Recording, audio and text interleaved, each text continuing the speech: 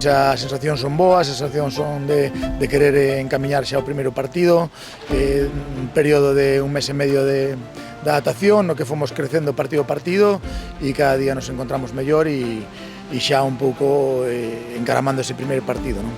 Iso o novo formato de competición fixo que quedáramos pois no segundo grupo, no grupo onde intentaremos loitar por un ascenso á fase de campeóns.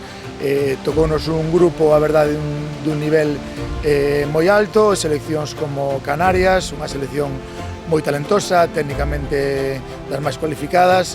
Despois temos a selección asturiana, unha selección moi compacta, unha selección moi intensa no seu xogo, e depois temos a selección de Melilla, que nos enfrentamos eles nos últimos anos e sempre foi un rival difícil de batir.